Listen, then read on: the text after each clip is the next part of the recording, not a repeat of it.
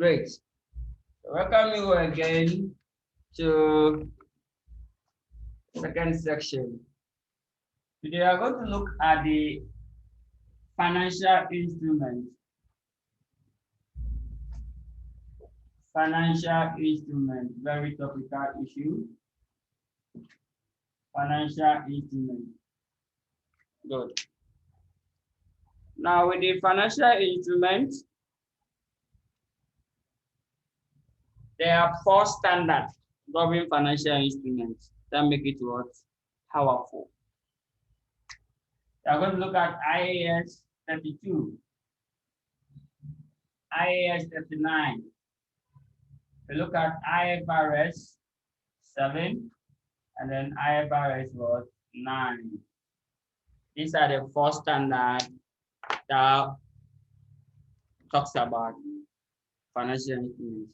That's the financial instruments is a bit topical issue. Good. Now, let's go straight to the point. Each of these standards have a specific objective. So first, IAS 32, we just talk about the presentation of financial statements. How do you present them? How do you do what? Present them. Just the presentation, you are done. IAS 39, that's where the issue is. You don't understand anything, not the IAS 39. That one talks about the recognition and measurement, how to recognize them, and how to get a value. Thank you. Now this one talks about the presentation. This one talks about recognition and measurement of financial instruments. So we break them, talks more. This one also come and pick it from there and also talks about it. Now, IFRS 7. IFRS 7 talks about the disclosure requirements and the financial instruments. Disclosure requirements of financial instruments. Good. So disclosure requirements, that's IFRS 7. Then the 9. But the 9 combines 32 and 39. That's all. Have you seen the game? Now the issue is this. Very soon, they are updating the IFRS 9. They are not done with IFRS 9. So as soon as they are done, they have to cancel 32 and 39 and to be replaced by what? IFRS 9. So when they are done with IFRS 9, in fact, still it's in position, it's available, just that they've not fully released it. But the IFRS 9 is there. It combines the IAS 32 and the 39. Good. Then you are done. So that is it. So basically, all what we will do, look at this. I just count through the 32 and then we are done. Then go to the 39, the recognition and measurement. Good. So I just count through 32. I just counted 32.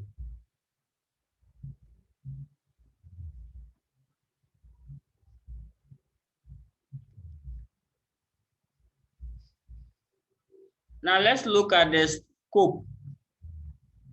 Let's look at the scope. Let's look at the scope of the financial instrument.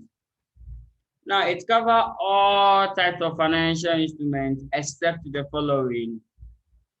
Except one, we are talking about interest in subsidiary, but console or acquisition of subsidiary. That's subsidiary, interest in subsidiary, interest in associate, and interest in what? Joint venture. All these are about console.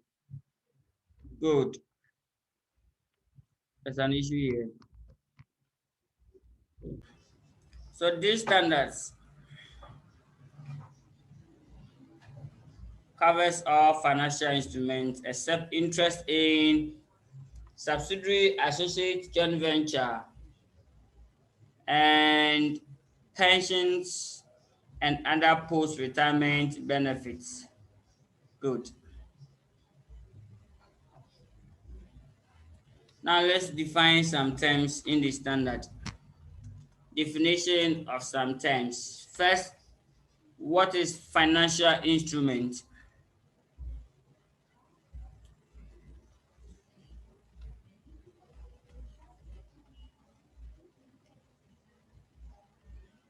What is financial instrument? Let's look at the financial instrument. Okay, then I have to take the scope. Okay, let's take the scope again. The scope of the standard, it covers all financial instruments except the following. So let's look at them. It covers all except the following. One, interest in subsidiary. Interest in sub. You cannot use your financial instrument to account for no. You have to use what you call IFRS what 10 consolidation. Interest in subsidiary. That's IFRS what 10 consolidation. So that is it. Then interest in associates down to IFRS what 3. IFRS 3 business combination. And then interest in what? Joint venture. So joint venture. Good. So financial instruments, this cannot apply to all except these three items here, where we don't use the IAS 3239 does not cover this. And then post-retirement benefits or pensions, because there's a standard on its own. Post-retirement benefits or pensions, because there's a standard on its own. There's a standard on its own. That is what IAS 19, employee benefits. Good. Now let's continue the game. Now let's define some terms here. If this is your first time, financial instrument. Oh, it's here. Definition. But I've written it 2 times now. Don't worry. The definition. Let's define it. So what is financial instrument? Definition. Now, financial instrument is a contract that gives rise to financial asset to one party. So any contract that gives rise to one, a financial asset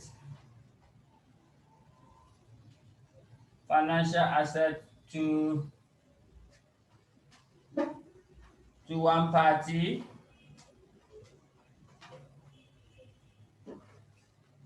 and financial equity, financial equity or liability.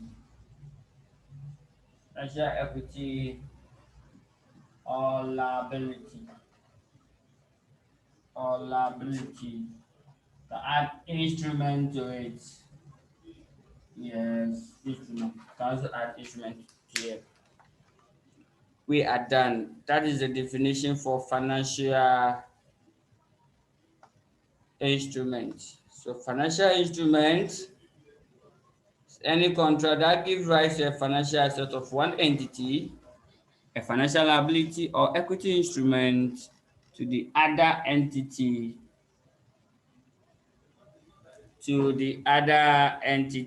or to another. So to another.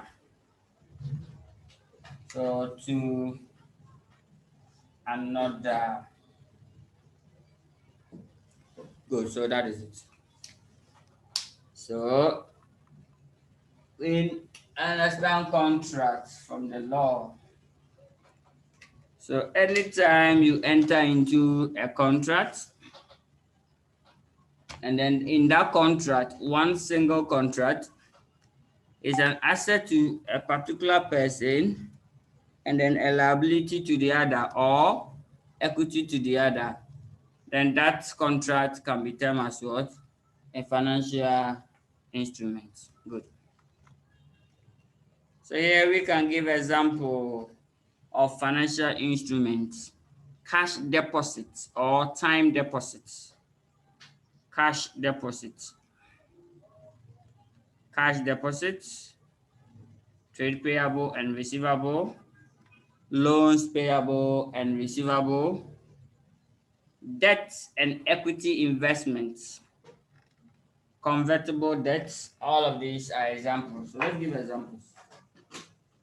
But you can put them down for me. Time deposits or cash deposits. So cash or time deposits. So examples. Examples of financial instruments. We have cash or time deposits.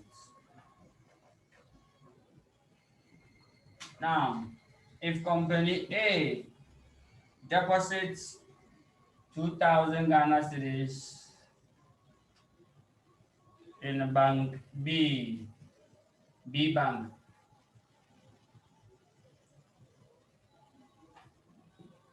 so it's a what? Financial asset to this company become a liability, a financial liability to this company. Why? It's owing company A.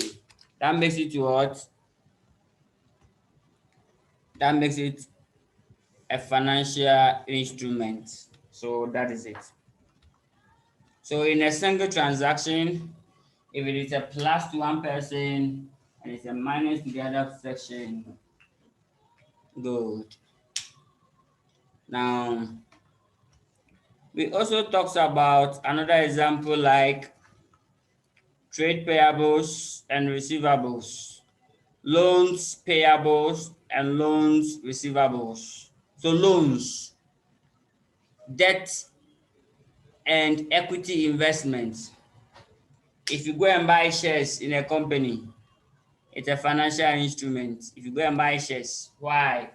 Because it's an asset to you, but it's an equity to the one that you are buying from. It's an equity to them. Good. It will not be a liability. So basically, that is it. Now let's look at the type, and I'll just scan through them, and I'll quickly go to IAS 39. Then we have the types of financial instruments. For the types, I won't worry you. You know, asset is equal to equity plus liability. So these are the types of financial instruments. So in a single transaction, either it can give equity or liability to one person. It can also give what? Asset to the other person. So that is what? Financial instrument. Agreed. That is financial instrument. So we have the first type to be what? Financial asset. So financial asset. What is financial asset? Financial asset. Now with the financial assets, so we have financial asset, financial equity, and financial liability. That's all. So that's the types of financial instrument. Now financial assets, they are assets which is made up of what? Cash or cash deposit. Cash deposits. So let's talk more about financial assets. Okay? Financial assets.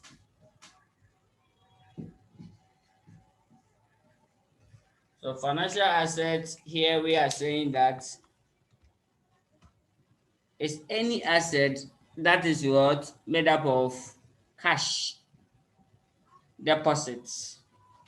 Made up of cash. It's back at the cash deposit at the bank. So, or time deposits. Cash or time deposits. So, cash deposits. That's one. Or you enter into a contract, and in that contract, you are going to receive cash. So, contract right to receive what? Cash. So we call it contractual right to receive cash. So contractual right to receive cash. Oh yes. You enter into a transaction or a contract with someone and you have fulfilled your parts and the person have to make some payment to you. That becomes what? A financial asset. Good. Two, sorry, three, you enter into a contract and you enter into a contract and in that contract you have to exchange item. So like you swap your asset to receive another asset and in that asset you gain. So assuming that you swap a very old phone to receive someone's new phone. So the person that will be favored under that contract, you can record it as what? Financial asset. Because you've entered into contract with someone and then you've been favored. So when there's exchange of assets. And then you can also talk about equity investment or equity investment in another enterprise or another company. You buying shares from another company.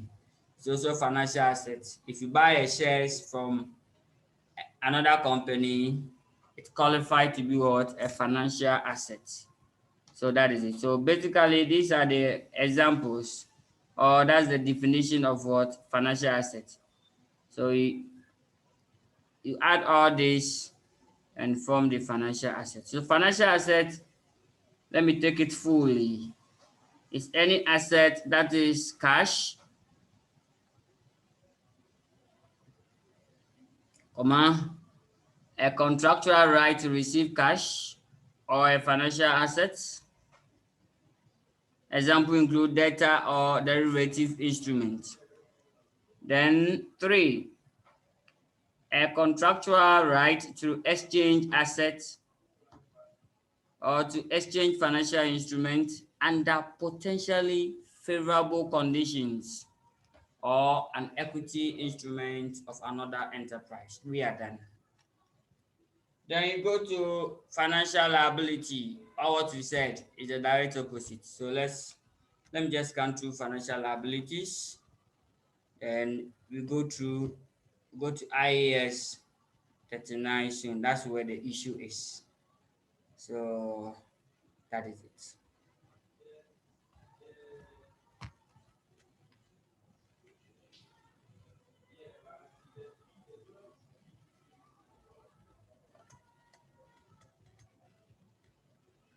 So what about financial liability? Financial liability. Good. So that one is the contractual right to pay cash, right? Yes, have to pay cash. Or a contractual right to exchange financial instruments under potentially unfavorable conditions. Yes. So basically that is it. Now let me talk about this. It's very topical issue. We call it special case of the preference shares. So preference shares, how do you treat preference shares in general? Then let's see. This section is critical. So all attention here. Critical. The issue is this. Preference shares. How do you treat preference shares? Are they equity or they are liability? Now let's see. Preference shares, there are three types of preference shares. We have the redeemable preference shares and irredeemable preference shares. So redeemable and what? Irredeemable preference shares. So redeemable preference shares, straightforward. They are what? A debt. They are not equity, so they are liability. So these ones are what? They are liability. That's all. And even that one, we still have two. I'll come to them. Irredeemable, straightforward, the equity. Irredeemable preferences are what? Are classified as what? Equity. So we classify them as what? Equity. Now the issue is this. If they state preference shares without any description, then the assumption is that it is what? Irredeemable. So that is it. So if you see preference shares standing alone, don't worry yourself. Classify it as what? Irredeemable. If it is redeemable, they should tell us the years. I can write preference shares and put into bracket 2025. It tells you that they are going to redeem it at when? 2025. That becomes what? Redeemable. So if you see this and you are still telling me that it is irredeemable, then no way. You will not accept that. So check.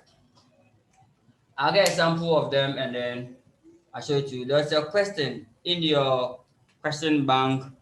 No, the revision kits. That's a past question. 2008. It's called Diamond and Shine. Diamond and Shine Limited. I think there's something like that in there. So that is it. Now, let's come to the redeemable. Back to the redeemable. Who have the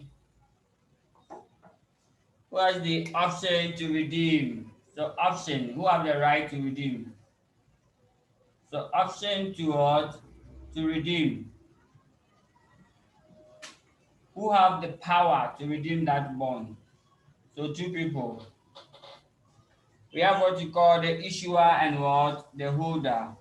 Who is the issuer? Who is the holder?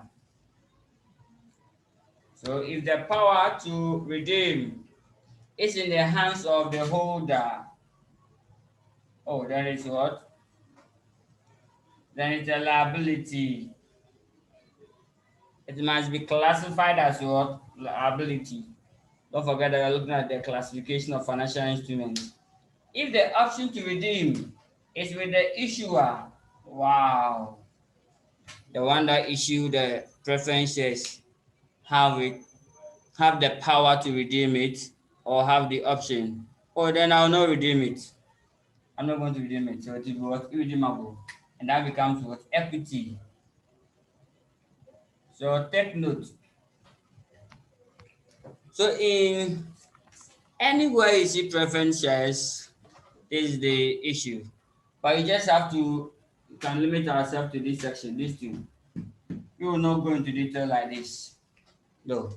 So just take note that redeemable preference shares are liability. Irredeemable are equity, that's all. So if you pay dividend on the redeemable preference shares, that dividend must be classified as what? Finance cost. When you're doing the P&L, to come out in the finance what? Cost. Any dividend paid on redeemable preference shares, because it's a liability, it must be classified as what? Finance cost, not what? Dividend. Any dividend paid here must be classified as dividend. That is it. Any dividend paid here, that's paid on the irredeemable preference shares, it must be classified as what? As dividend. So in some of the question, if the footnote they've informed you that they've paid dividend on the irredeemable preference shares, and if classify it among the ordinary dividend, what do you have to do? Just calculate it and take it off. Send it to finance cost. You are done. So basically, this is a classification. You need to know this. If you know this for the purpose of the finance cost and the dividend, so that you can classify them well. So that if they pay dividend on redeemable preference shares, do not go and add it to the dividend on the change in equity. No, not at all. So I'm done with IAS 32. Now let's go to IAS 39. That's where the interest is. So if you don't understand anything, please not the IAS 39. That is where we will start with the actual game. Great, the actual game.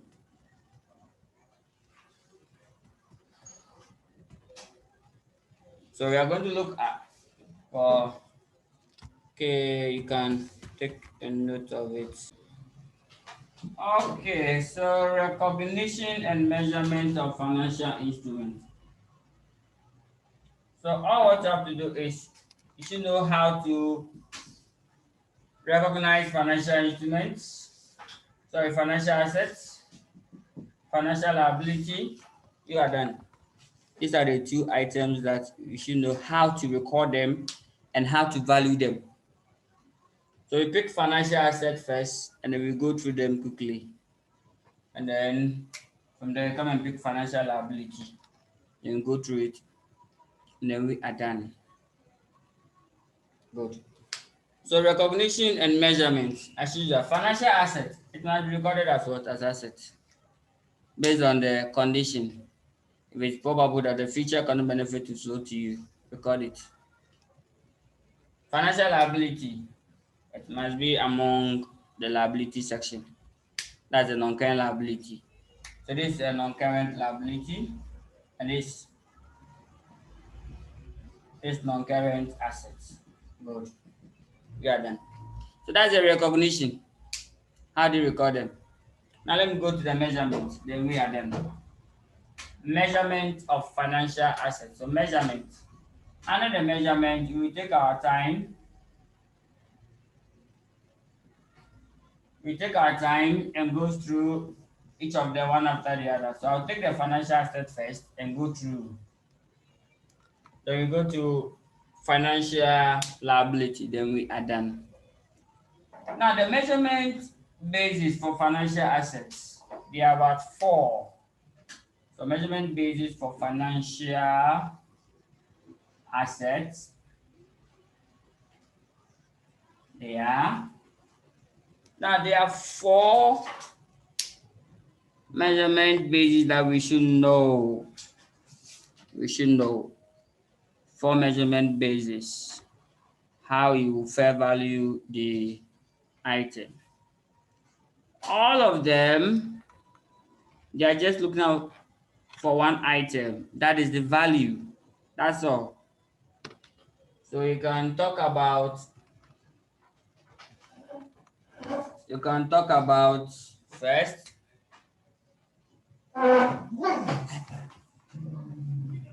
Good. Now let's have four measurement bases for the financial assets. These are the subsequent measurements. If I pick each measurement base, I'll illustrate the initial measurements. Good. Now, there are 4 types of financial assets. Financial assets. Like the reason for the acquisition. Reason for the acquisition. So like if you are going to invest, what's the reason? So the reason will determine how you should value that instrument. So we have 4. First, financial asset held for trading. So held for trading. Held for trading. I personally call it held for gambling. Yes. Or held for speculation. We also call it fair value through P&L. Financial asset fair value through what? Through the profit or loss. That's the nickname. They are 4 in number. Fair value through profit or loss. The second one is held for sale. Wow. Held for sale. Held for sale too. The nickname is held fair value through OCI. Fair value through what? Through OCI. Other comprehensive income. Let's go to the third one. Held to maturity. Held to it matures. So held to maturity. Down to the nickname is what? We value it at what? Amortized cost. Amortized cost. Amortized cost. The last one is called loans and receivable. And that one we will not look at it. We will look at these 3. Just that there was 4th one there. That's the loans and receivable. But we will look at this. Now the financial assets here is in a form of either debt instrument or equity instrument. Yes. Before I come to this, financial asset simple means you are having an asset with you. And two things will happen before you can get an asset. Either you have to go and give someone a loan or go and buy a shares. That's all. These are the only 2 issues. So the financial asset, you can get it from where? Debt instrument or equity instruments. Debt instrument or equity instrument. So if I want to create asset for myself, I'll go and deposit, or I'll go and then wait. If someone is selling a debt, I'll go and buy the debt. Someone need money, I'll go and provide the money to that person. It's a debt to that person, but it's an asset to me. Or company is selling shares, I'll go and buy the company shares. It's an equity to that company, but it's what? Asset to me. That is what? Financial asset that you're talking about. Good. So here we are saying that you acquire that financial asset, that's the measurement, the first measurement, for trading purposes. For trading, you are interested in the changes in the asset value. That's what you're interested in.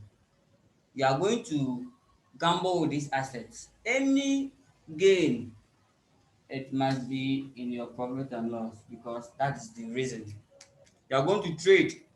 You are going to speculate with that of the assets. That is the held for trading. So now all of them, I will list about 4 items that under each method, what you have to look out for, because all of them are looking for the same item, but just they're coming from different angle. That is the head for trading. So if you buy shares today and say these shares, I am interested in the changes in the value of the shares. And I'm also interested in the returns. Yes, I'm interested in what? The returns, the dividend, and then the changes in the share value or the share price. That is held for trading. I am not going to sell these shares today. Yes, because these people know that they will pay good return on them. So I will trade with it. Any gain that these shares will bring, I will record it my P&L. And then any changes that are to also go toward the profit and loss. Now let's go to head for sale. So here, I acquired the shares purposely for resale. I know that this company, their shares, in fact, have a lot of demand. So I acquired it purposely for sale. So any investment that you acquire with an intention for resale, that is what held for sale. And that one, the changes go to where? OCI. So you fair value through what? Other comprehensive income. You are not interested in the changes. You are not interested in it. Not at all. You are interested in the final amount that you arrive at when you sell the item. And then the last one is you are holding that investment until it matures. Then that's all. So that's what you call held to what? Maturity. That is the fixed deposits. The fixed deposits and then the fixed investment. If you give someone a loan and tell the person that after 5 years, come and pay the loan, or be paying interest more until 5 years. So that means you cannot go for the money until the fifth year. If you try, they will discount it for you and then the value will reduce. So that makes it what? A fixed item. So that is, and that one, we don't fair value it, neither to the profit and loss or OCI, but instead we carry that what? At amortized cost.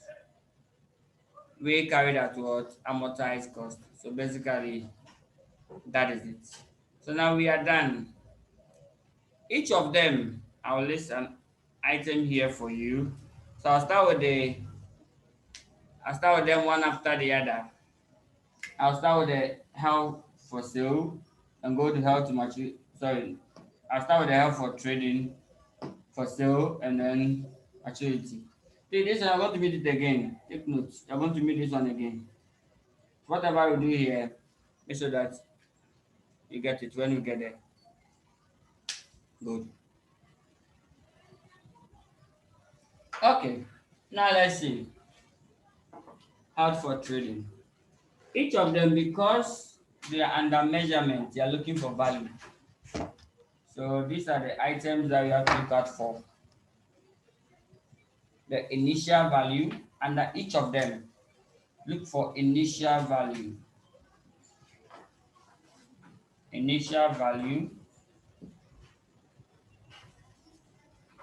That's first item number one. Item number two. How do you treat transaction cost?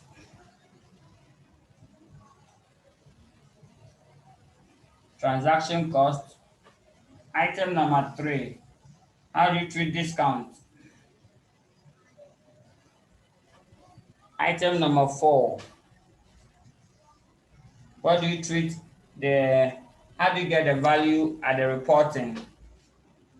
So value at what? Reporting. Value at reporting. We call it the carrying amount of that instrument. So value at reporting. Then finally,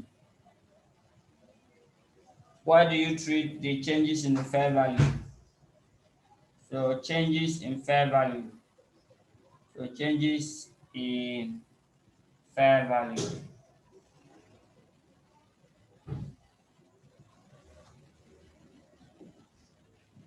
changes in fair value. So I think I will explain that. So for the first two, I'll just list them here so that we move fast. So I'll do something like this.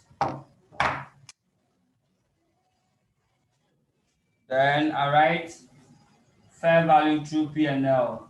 That's for head for trading and then head for sale. These two, they oppose each other.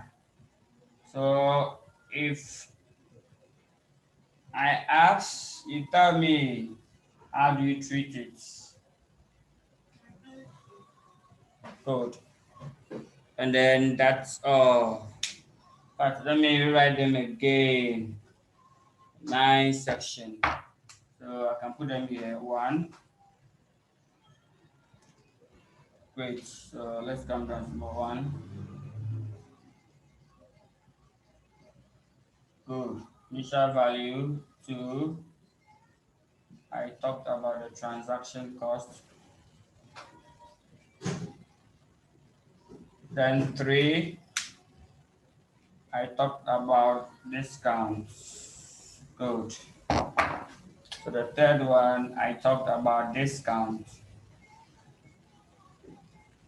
Then the fourth one, I talked about the value at reporting. That's the carrying amount. Good. The last one, I talked about changes in fair value. Good. So talk about changes in fair value. Changes in fair value. Good. How do you treat it? We are done. So each of them, you should know this. So if you pick each of them, then we start picking questions. That's all. We start a 9th example here, and then we start working on them. So under the initial value, transaction costs, how do you treat discounts? How do you treat the value at reporting? The value at reporting is the carrying amount. And how do you treat the changes in fair value? Then you add them. So here the initial value will be held for trading. Held for trading. The initial value will be held for trading. What will be the initial value? The initial value. It might be the costs. It might be the costs. So just the costs you attach.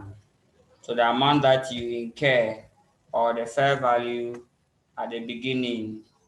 So that is the held for trading. So that is held for trading. That's very good. Held for trading.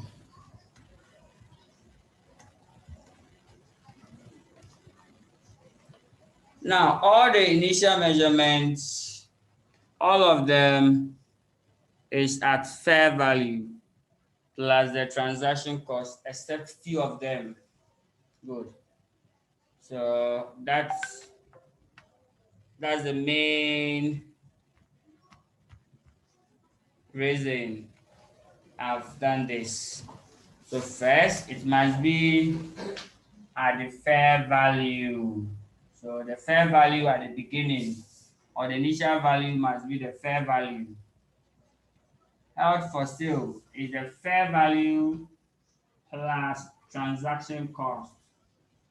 So here it will be fair value plus what? Transaction cost plus transaction cost. But held for trading, only transaction cost. So now this transaction cost, we have treated it well under the held for sale. How do you treat transaction costs? If you know that you are going to hold the investment for trading purposes, then expense all the transaction costs. It must be expense in the P&L. expense it in the P&L, add it to operating cost. Good. So expense in the P&L. What about held for sale? We have already added it. So we say capitalize it. It must be what? Capitalized. Good. Held for sale, the transaction cost must be capitalized. So you capitalize it. For held to maturity, I'll take my time and do the calculation because that one requires some special treatment. Or all the same, can add the held to maturity here. Held to maturity. Good. Until it matures. The fair value plus transaction cost. Here, it's plenty. It's plenty. So fair value plus transaction cost. If there's a discount, you less it. Now let's go to discount. Discount must be subtracted from all of them. In all cases, discount must be subtracted. That's all. In all cases, discount must be what? Subtracted. That's discount. Like they've discounted the amount. Instead of 1,000 Ghana cedis, a discount of 10%. So actually, the amount taken will be what? Will be 900 or 9,000. Good. So discount must be subtracted in all cases from this value. Subtracted from where? This value. Subtracted from where? This value. In all cases, subtracted discount. Value at reporting. Here is fair value at the end of the reporting period. Here is fair value at the end of reporting period. Here is fair value at the end of the reporting period. Here too, fair value at the end of reporting period. But under the held to maturity, it's at what? Amortized cost. Amortized cost. For this one, we look at it. So the last section, I'll look at all of them. Changes in fair value. If you are holding it for trading, then it must go to the P&L, must be recorded in the P&L. Here the changes must go to the OCI. Here the changes must be ignored. Held to maturity, ignore the changes. We don't care about the changes. What matters is what? The final figure, because that instrument will be released until or to be released on the maturity date. So that is it. Good. So this is the summary. So I'll pick a question or I'll start an example here and ask you what's the treatment of this? Then tell me. Start the treatment.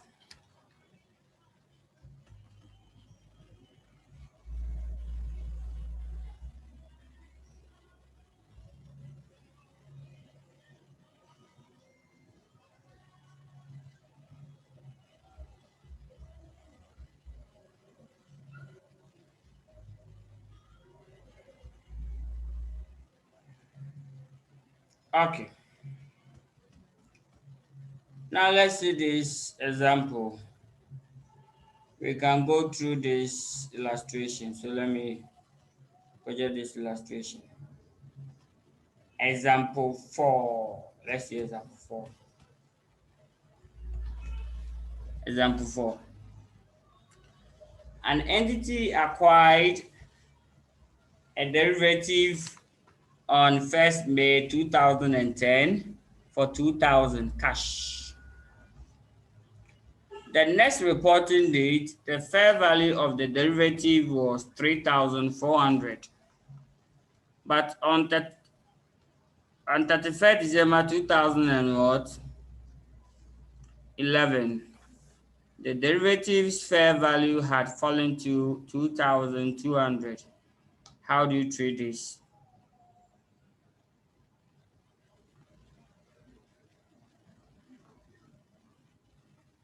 Good. So here we are moving you through the changes in the fair value. Assuming that we fair value it through P&L, what would the changes be? So illustration 4.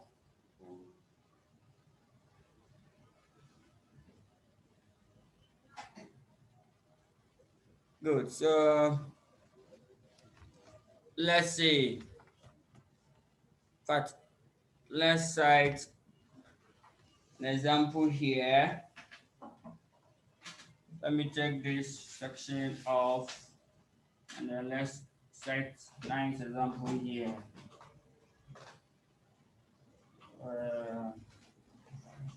Many of you don't have the handout, so it would be good if all of us have the question on the board. So let's see.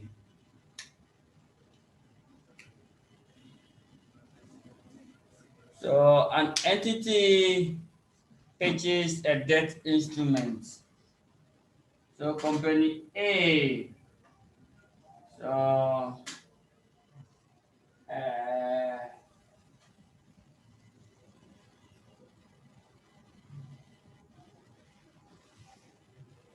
So company A Limited, A Limited, A Limited bought a debt instrument. A Limited bought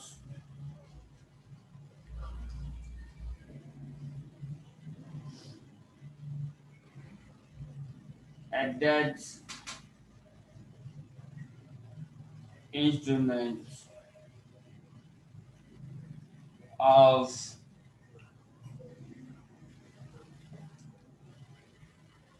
of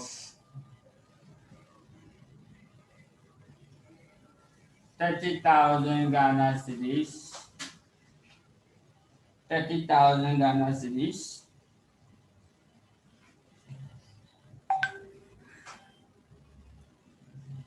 for,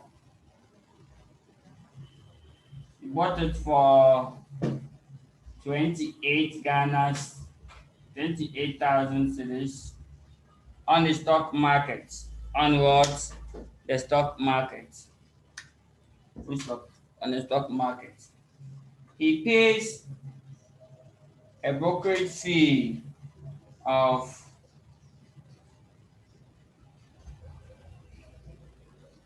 1,000 Ghana cedis. So let's see, of 1,000 Ghana cedis. Good. Full stop. These dates. Let's purchase this. That's a good date. Fact. On 1st of January 2018. At the end of the first period,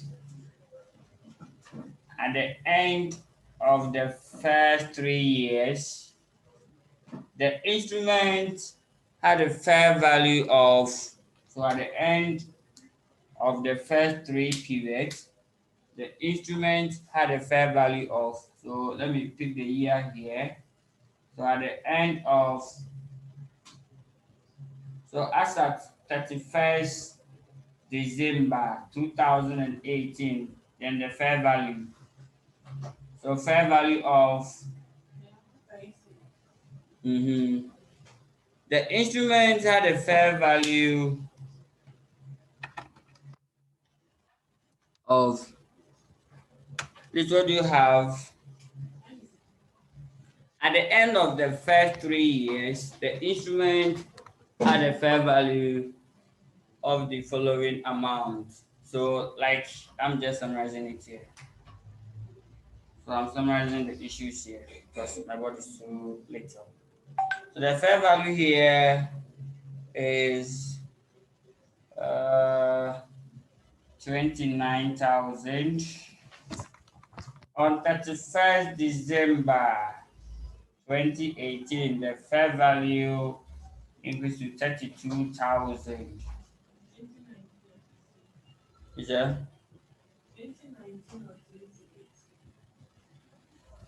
20? Good. So here must be 2019, 32,000.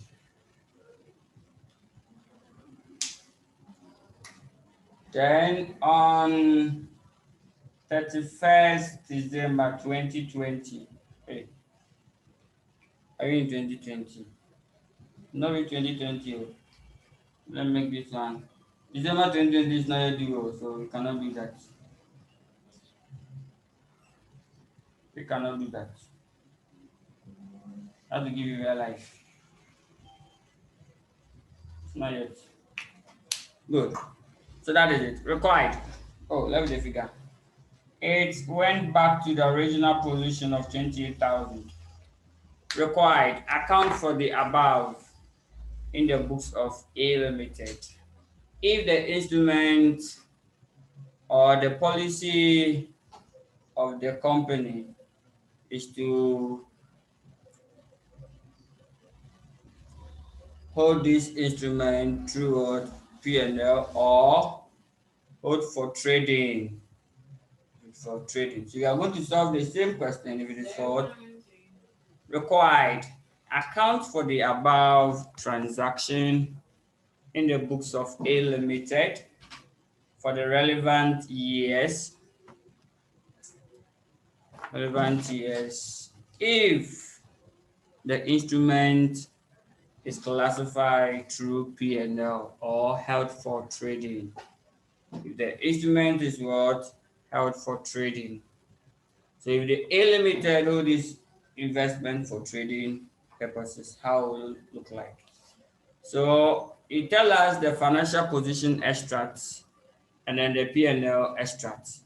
So let's prepare the extract here. First, A Limited.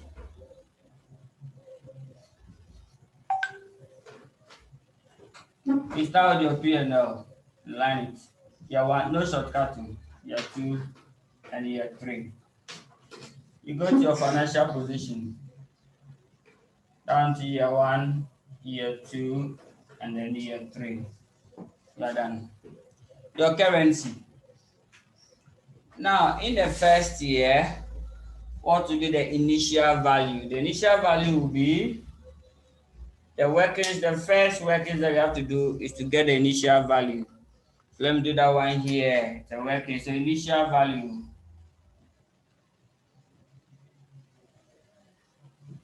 We said that the initial value, if it's true, so fair value true P and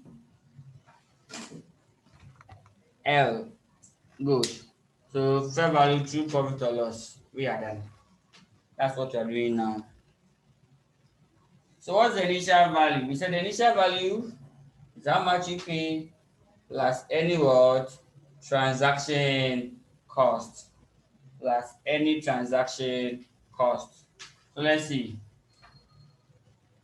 Now, we bought a debt instrument of 30,000 for 28,000. Wow. So what is it? What can you see here? There's a discount, right? Great. So you actually pay for 28,000 because there was a discount. So we take the discount off. So here we have to use this. Yes, we have to use the 28. But if you use the 30,000, kindly subtract the discount of 2,000 from it, which will still bring you back to 28. So the cost will be first, the cost of the instrument is what will be the cost of the instrument. Let me do it where I'm not showing myself too much. But this will go. I'll bring you back. So initial value will be First, the cost of this investment is what? 28,000 Ghana cedis. If you record the 30,000, don't forget to subtract discount of what? 2,000 from it. Then you add what? Transaction cost. For assets, you add transaction what? Cost. And that's the brokerage what? Fee of 1,000 Ghana. So I'll put 1,000 Ghana here, and then I'll add. What will be the answer? That's 29,000. So the value at the start of the year is 29,000. This is the fair value, in fact. This is the fair value at the start plus the transaction cost of 1,000. You get 29,000. So that's the value, the initial value. Now, in the P&L, you compare the initial value to the value at the end to get the changes in the fair value. So the initial value is 29,000, agreed. That's the initial value. That's the first workings. So let me take it off and move the financial position back.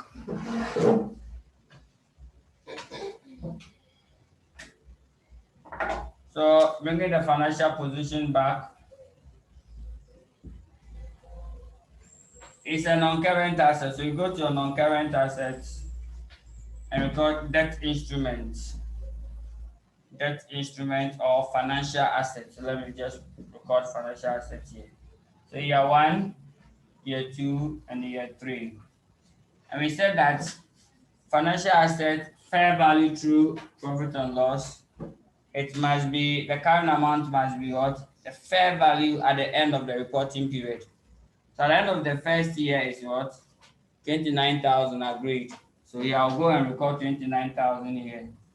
But here they use 2017, 2018, 2019. So 17, 2018, and 19. Then the next year, the fair value at the end of the reporting period is what? 32,000. So I'll go and record 32,000 here. The next one, the fair value is what? 28,000. So I'll go and record 28,000 here. I'm done. Now, second, compare the fair value at the start of the year to that of at the end of the year. Any changes must be reported in the P&L as what? As gain or loss. You are done. So here, record here fair value gain or loss. So fair value gain or loss. So for the first year, what will be the fair value gain or loss? First year, what is the initial value? The initial value that we calculated, we had what? 29,000, agreed.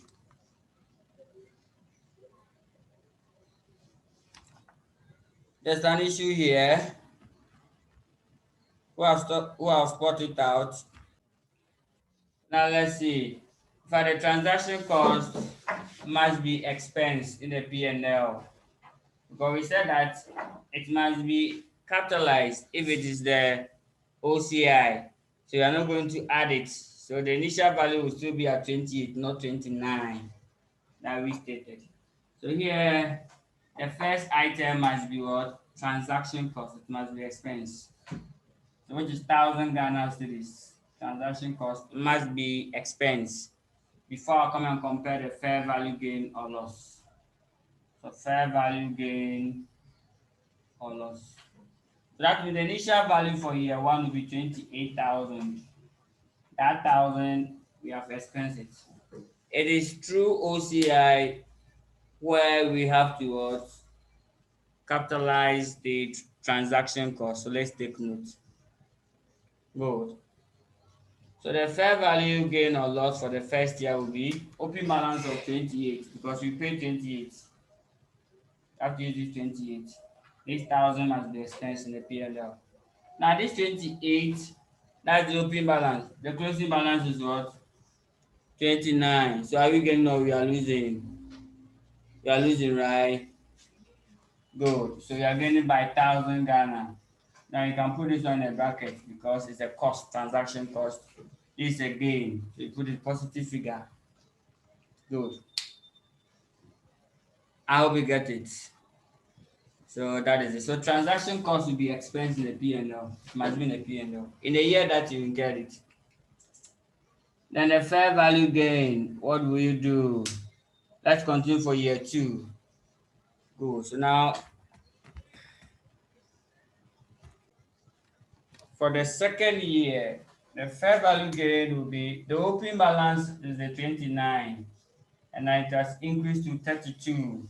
So there will be a gain of what? 2,000, which will be recorded in the P&L. In the other income, you add it to the other income. So to be part of your other income. Now when you go to the year 3, the fair value dropped from 32 to what? 28. So therefore, there's a loss of what? 4,000. So loss of 4,000. Like this, we are done. So this is how you are going to record this in the books of A Limited. We are done. If it is fair value through profits or loss, or if it is held for trading. So this is how we are going to account for if it is what? Held for trading. Good. So first, there will be a gain of 1,000 in the first year, gain of 2,000 second year, and a gain of what? A loss of 4,000 the last year. And then you are done. I was supposed to be 3,000. That's 3,000, right? So 3,000. Great. Okay. So 32 minus 30, 29. Good. So I think my people are in. Good, good, good, good, good, good, good. That's great. Now let's see. What if it's held for, if it is held for sale? How do you do the entry if it is held for sale? In fact, look at here. This and this, what's the answer? It will be 0, right? Let's see what will happen. Head for sale.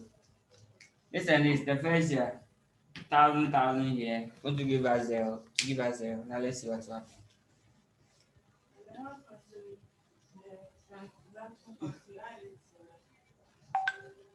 Good.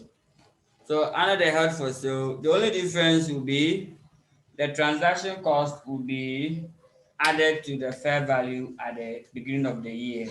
So it means that in that case, still the fair value at the end will still be the same. Just that the changes will not go to P&L. So the P&L, then what will go there?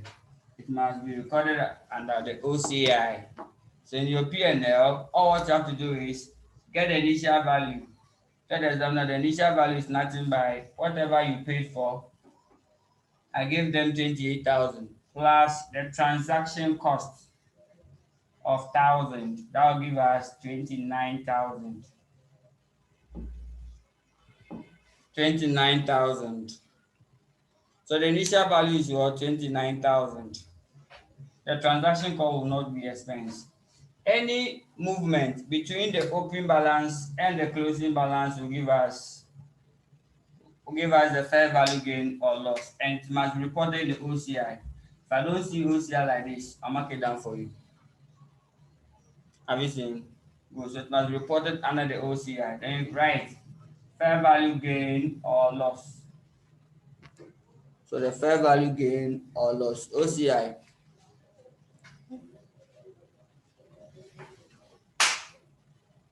Fair value gain or loss. For the first year, the opening balance will be 29, closing balance is 29. Is there any fair value gain?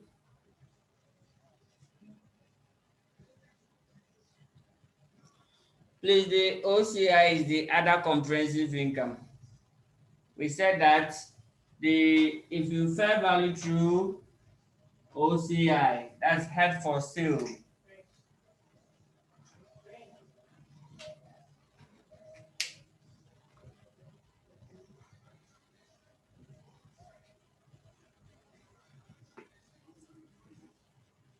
if you fair value through OCI, that will be the entry. So what we are doing here is when fair value through OCI, that is what? Held for sale.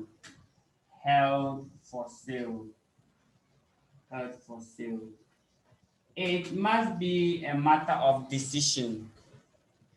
It's a company's what? Decision. So you acquire this investment purposely for sale, not to trade with it. So now let's see. So year one, what will happen to your P&L? You know that the OCI is attached to the profit and loss. So definitely we write here the profit and loss. But we'll have year one, year two, and then year three. But under it, we go straight to the OCI section. OCI, that's the other comprehensive income. So under the other comprehensive income, we will record fair value gain or loss. The first year, we said that the fair value gain or loss must be reported in what? The profit or loss. That is if it is under held for trading. But under OCI or held through OCI, the fair value change must be reported in where? OCI. That's other comprehensive income. So opening balance was 29, closing balance 29. Is there any gain or loss? So dash, no gain, no loss. Then from here, 3,000, gain of 3,000, loss of what? 4,000. We are done. Now the issue is this: what's any amount that enters the OCI goes through the financial position through changes in equity. So this will be added to your capital surplus. So we'll go to equity section like this and record your capital surplus. So capital surplus. So the capital surplus will be, the first year will be dash. Second year, the same figure, 3,000. Then if I should cumulate it, 3,000 minus 4,000, so it will be 1,000 negative. So purposely, that is it, coming from this asset. Okay, so we are done with the OCI and the P&L. That's all. So the rest of the illustrations are yours. Now let me go to how to maturity. How to maturity. How do you call that? How to maturity. How to maturity.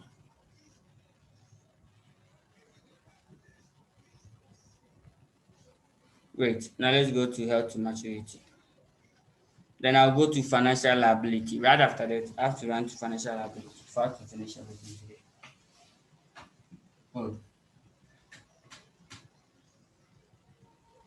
How to maturity.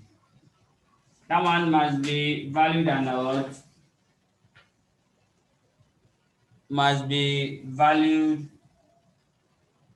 or measured at amortized cost. So held to maturity. Held to maturity. Let's pick a question. That one first, you calculate your proceeds, calculation of the proceeds. To calculate the proceeds or the net cost, or let's call it the total cost. First, the initial amount you paid, so much, less discount. For this one, we've done it. So I don't need to talk plenty. Then add back any transaction cost. So transaction cost must be added. This is the cost that you are going to use for our calculation.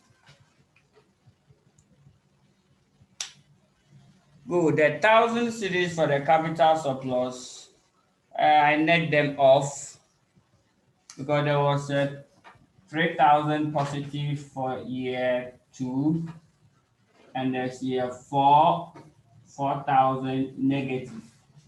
So therefore, if that's the only transaction that they have, this one becomes open balance, and this one will go. So to net off and leave it with 1,000 negative 1,000.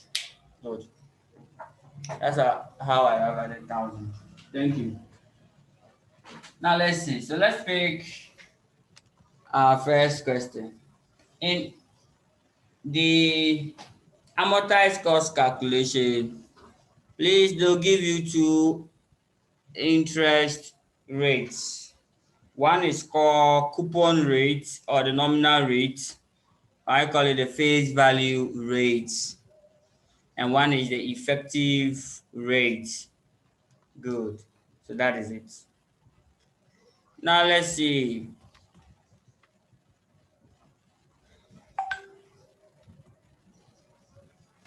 So let's write an example here.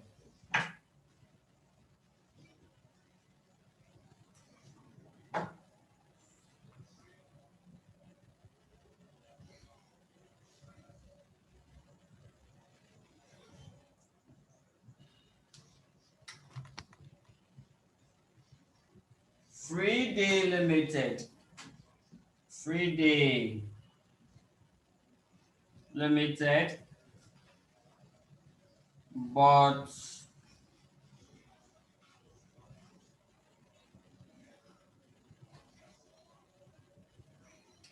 %8 bonds. 8% bonds of 30,000 Ghana cedis at a discount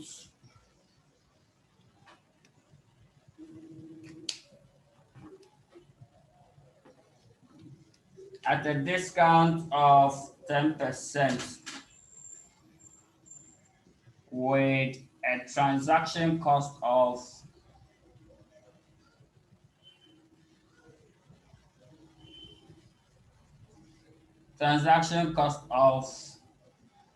2,000 cedis. Full stop. The effective interest rate, okay, that's the years. Let's continue. For 3 years, for 3 solid years, then full stop. The effective interest rate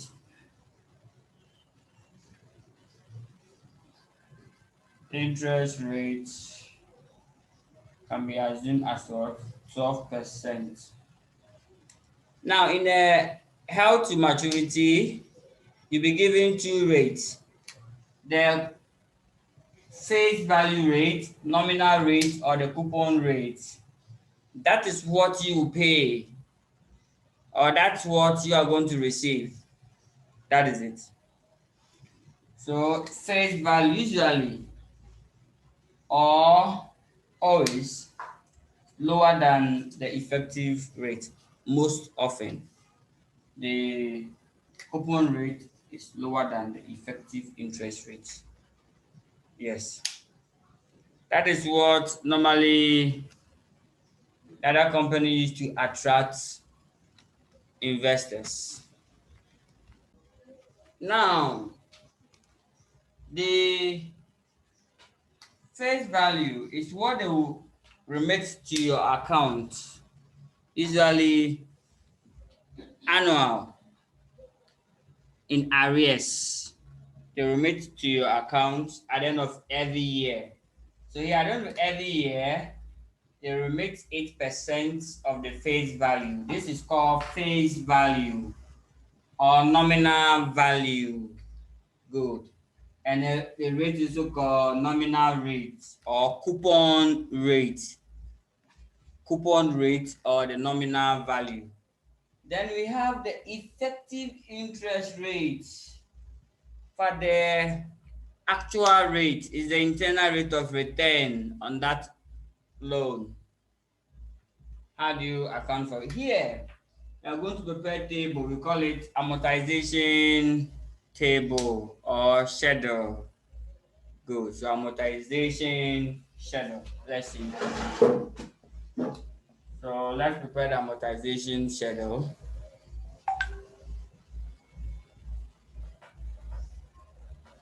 Amortization that table or schedule. I like the schedule more than the table. Let me call it schedule.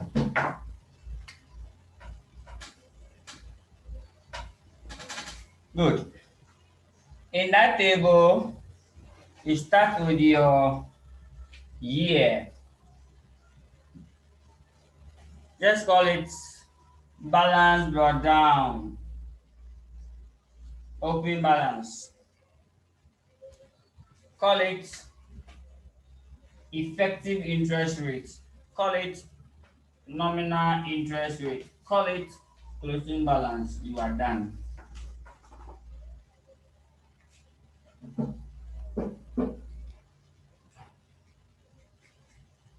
Good. So here is the effective rate. In this question is what? 12%. Here is the nominal rate. In this question is 8%.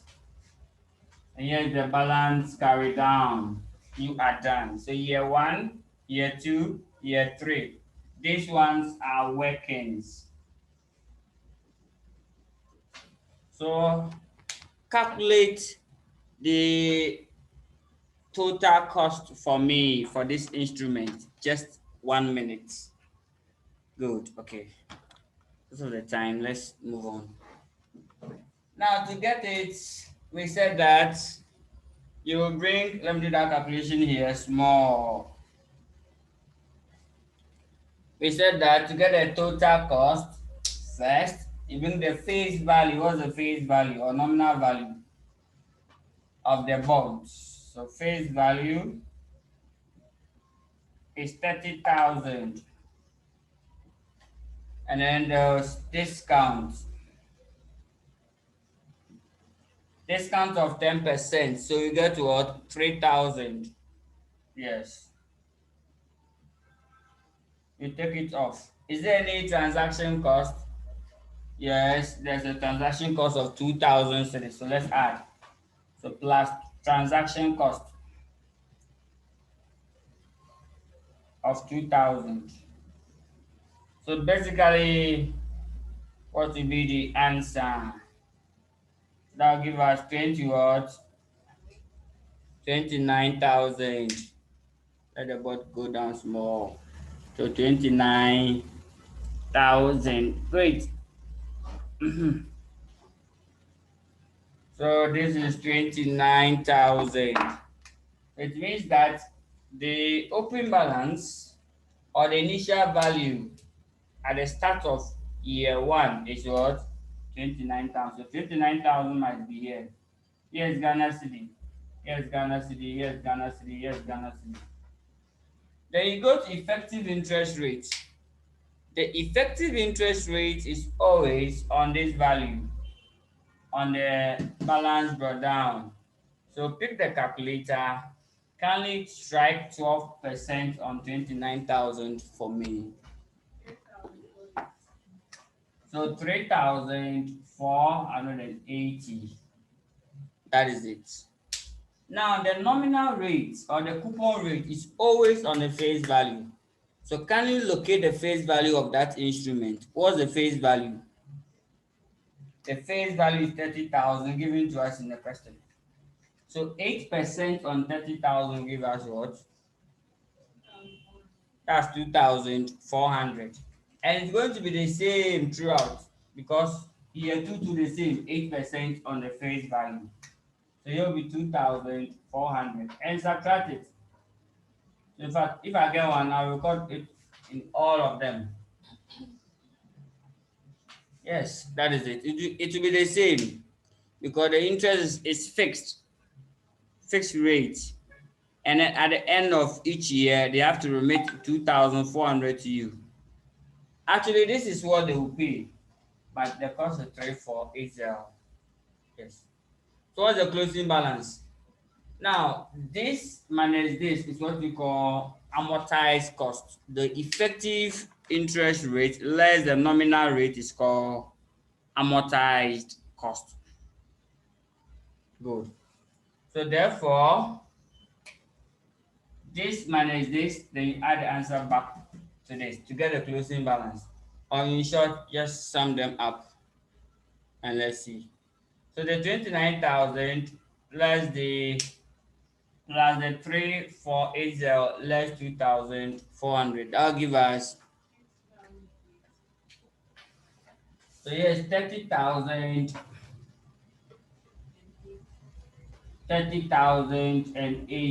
So something like this. 30,080. Then shift it here as the open balance for the next year. So 30,080. Then you strike 12% on it. What will be the answer?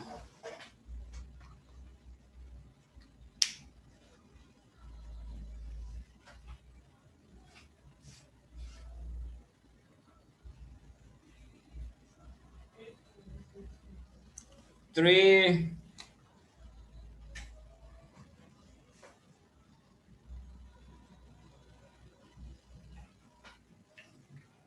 Okay, so 3,610. So what will be the closing balance?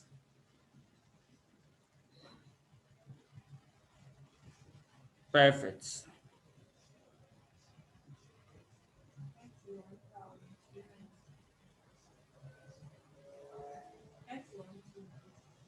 Good. So 31,290.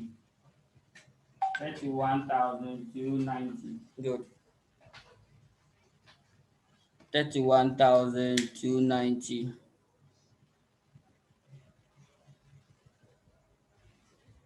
Then you shift it in that order. So 31,290. So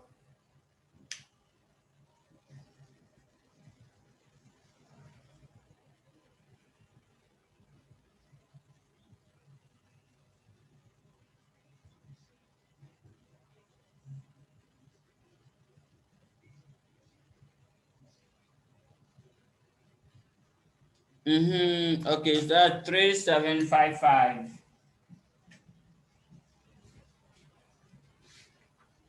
So therefore, the closing balance will be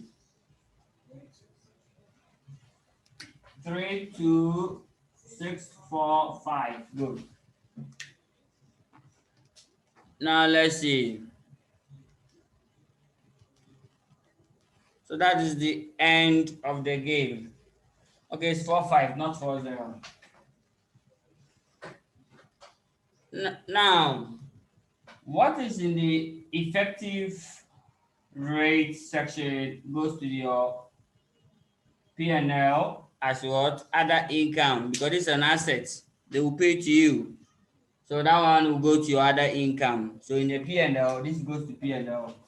And then the closing balance goes to the statement of the financial position in the non-current assets. Because this is a financial asset to you. You bought the bonds. You did not issue the bonds. You bought it. So that means an asset to you. Great. So year one, your P&L show other income of this. Year two, other income of this, and year three. In that order. Then the financial position, this goes to non-current liability. Sorry, non-current assets. So non-current assets. That is it. Great.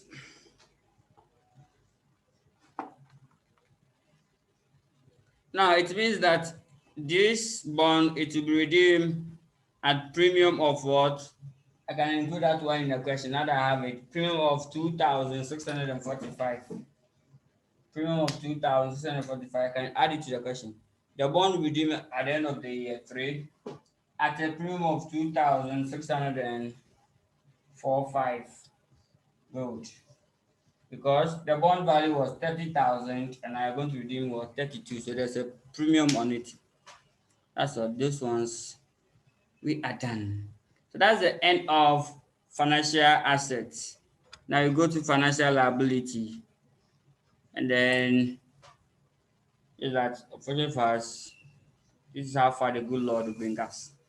So we continue again with the financial liability. But please, with the financial liability, most of them or all of them are going to use this table. So this table, we're going to use them, we're going to use it again. So our next meeting, when you're coming to class, can you bring the table along?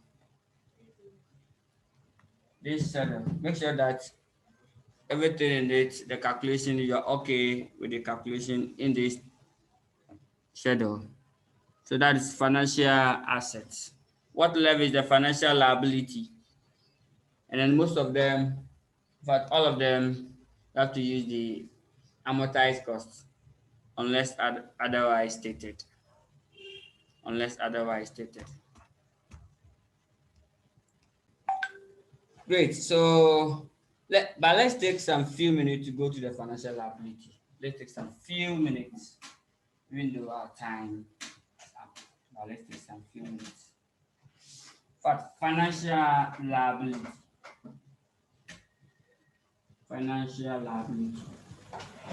The only difference is that the transaction costs will be subtracted. Financial liability.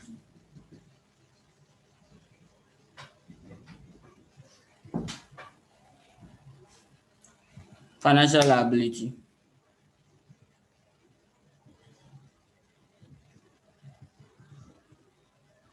Financial liability. Yeah, how do you recognize them? We know the four bases. Loans and receivable. We have true P&L, OCI, amortized cost, and yes, loans and receivables. Now, financial liability. All financial liability must be measured at amortized cost unless otherwise stated. So that's good news. All financial liability must be measured at what? At amortized cost. Unless otherwise stated. You are done. So you are done with financial liability. Now amortized cost means held to maturity. So that one too, they will have to give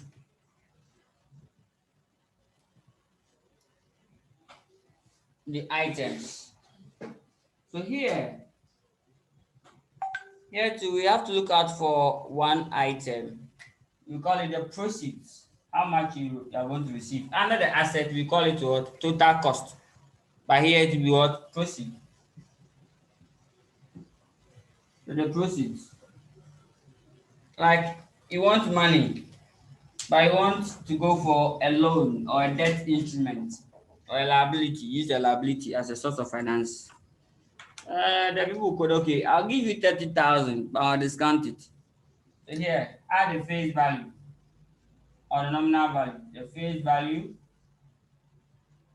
or the nominal value of the debt, so much. Discount is subtract. So in all case, discount must be subtracted. And then transaction cost too must be subtracted, not transacted. So transaction cost to subtract it. Why? Because here you are looking for the money. Maybe I'm looking for 30,000, but the people say, okay, they are going to discount it. So they take 2 CD from it. I said, no P. Meanwhile, they are charging processing fee, administrative charges, go and come. All of them, putting everything together, they charge me 5 Ghana cedis. So, in fact, how much will I receive at the end of the day? But I receive only 23 Ghana cedis. Meanwhile, I said I'm going for 30 cedis. So, this is what you call the net proceed.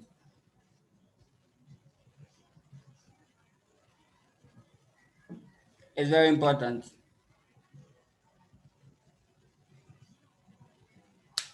Good. So that is it. And then you prepare your amortization table, your amortization what table or the schedule. With amortization schedule, is basically the same as what we did. Basically the same, just that the final figure is now it's a liability, no more assets. So it will go to non-current liabilities, the balance carry down. And then the effective interest rate will be reported at where? You record it in as finance cost. So that's the interest expense. So let's pick one nice question and do justice with it. Let's justify this question. Then leverage the compound instrument, and that's the end of financial instrument. Wow.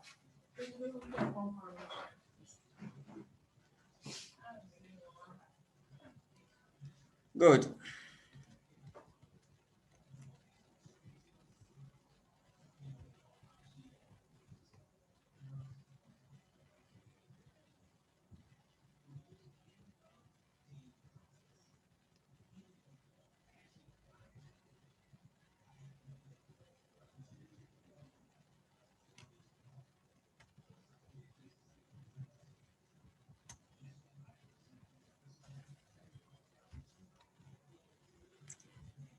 Now let's see this question.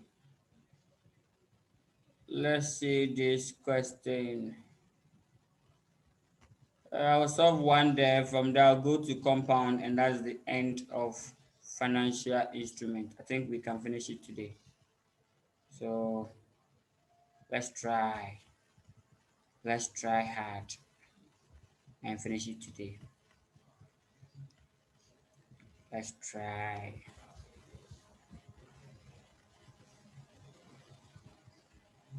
The coupon rate can be 0. Take note. But the effective interest rate cannot be what? 0. Let me look for a question.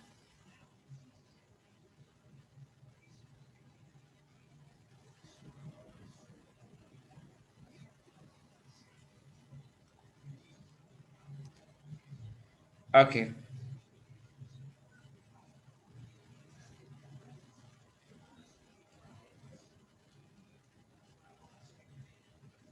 I like this question. So let's use question 10.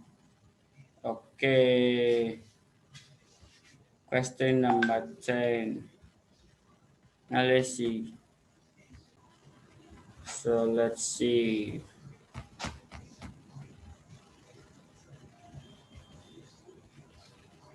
Question number 10. Adriana Limited issue 4% loan notes with a nominal value of 40,000 Ghana cedis. So you can jot nominal value 40,000. This percentage in that order. Or you want to write full. Okay. Adriana Limited issued 4% loan notes with a nominal value of 40,000 cedis.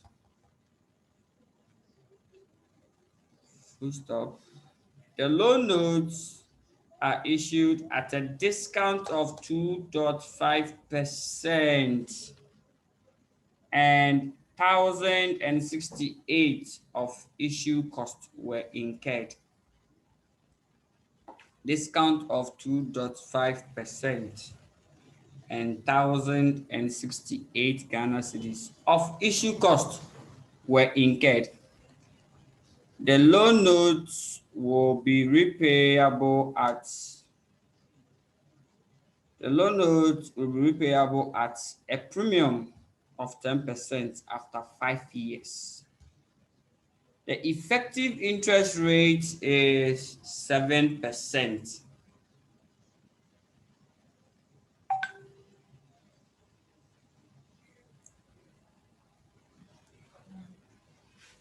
Good. The first one, you are doing it for me. Just 1 minute. Required. A.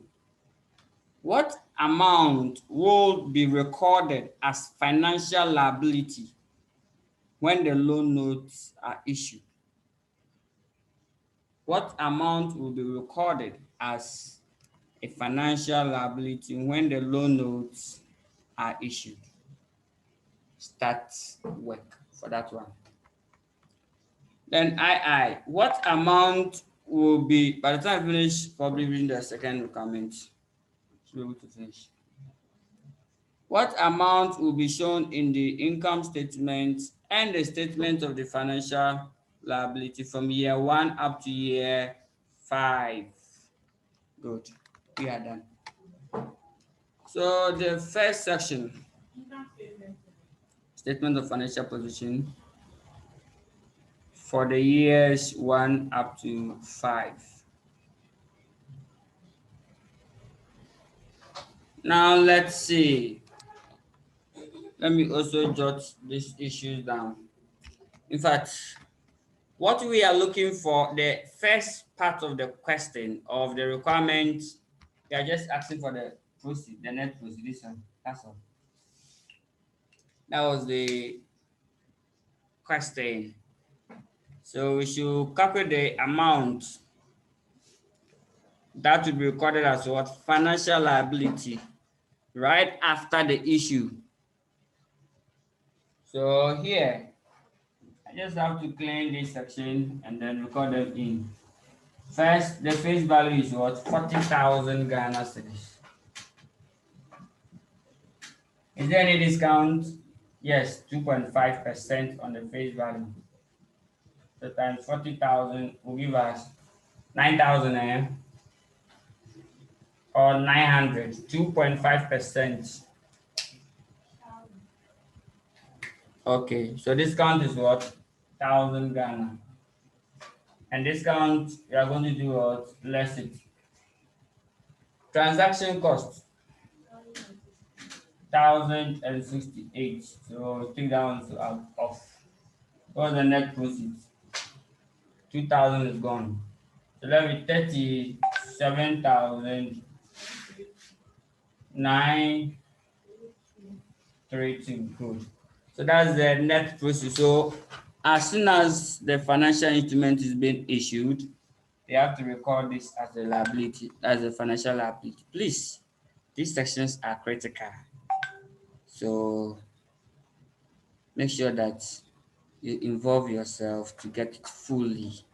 Yes. I only have 10 minutes more. And we finish right now. Okay.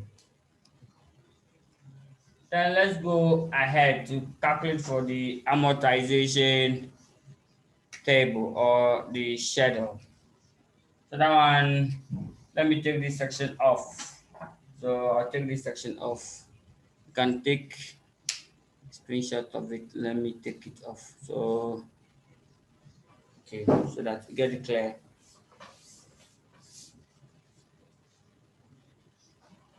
Good. So 37,932. So let's go ahead and calculate for the amortization schedule.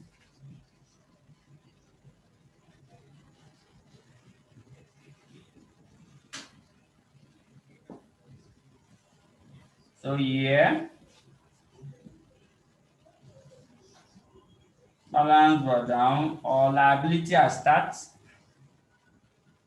effective interest rate. Let me make it bigger. before I'm in trouble. The nominal rate, then liability at close, that's the balance carried down. We are done.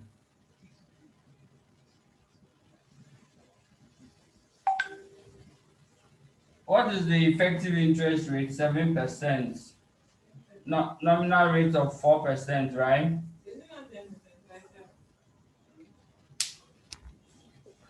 Okay, let's go to the question. The effective rate is 7% per annum. That's the last sentence. The effective interest rate is what? 7% per annum. Good. So 7% per annum. So here, what do we do? Liability at start, we had 37,932, right? So year 1, year 2, year 3, year 4, and year 5. So let me do the lines. For this thing, I'll make it big like that. Let's go there.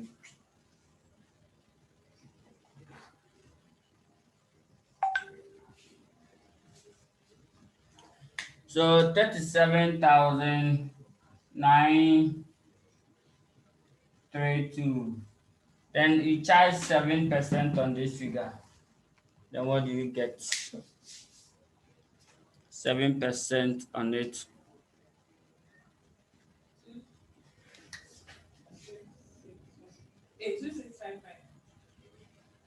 So 2655, right?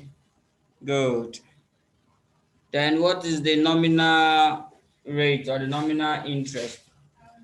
That one, it must be on the face value. So what's the face value? It's 40,000. So 40,000 times 4%. And that'll give 1,600 average. That is the face value. So when I get one, I can record all of them so that I've secured myself. It's going to be the same because it's fixed. And that's what they will pay. So the closing balance will be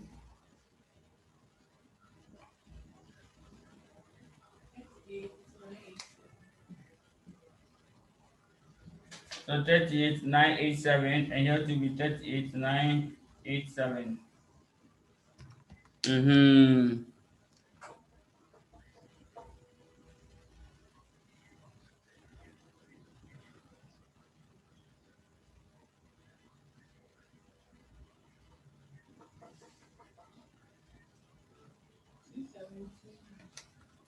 So 2729. Then we take 1,006 from that before we finally take it off from this.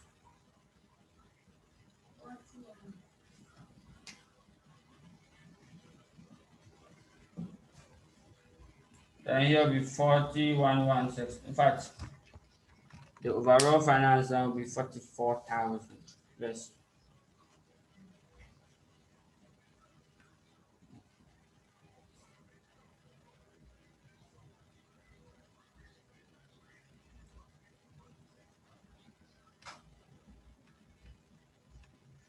Wait, this was the effective interest rate for the year 3. 2808.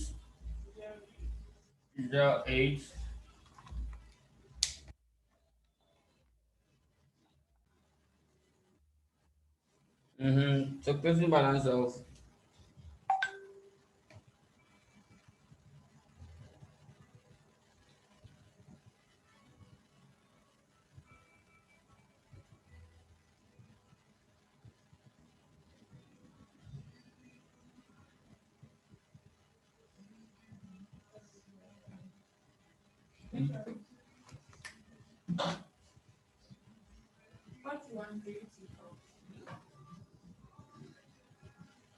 what 1,324. Good. You should it here. So year 4, 41. 324 2898. Then you take it off. Then get 42. Good, 42617. When you go to the last year, if the examiner have given you premium, get that one to be a balancing figure.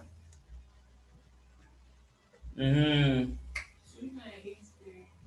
So it'll be 42,617,2983. And you'll be what? For your last year might be 1,006. So the balance is 44,000. Is that? It says it will be redeemed at what? Premium of 10%. So if you find 10% on 40,000, you get 4,000. When you add it back, it's 44. So your final answer, it will be redeemed. If they pay, you push this 44 here, so that the closing balance be what? 0, because it has been redeemed. So if they have made the payment, you shift this one in bracket here, so it will be the same. So here, you put the 44 here, like this, into brackets. Good. And here becomes 0. The closing balance section here becomes 0. That means it has been redeemed. But if you have not paid, it's still should be there as they are owing. This is the finance cost section. This is the finance cost, the profit and loss. And this is the non-current liability. Yeah, then non-current liability.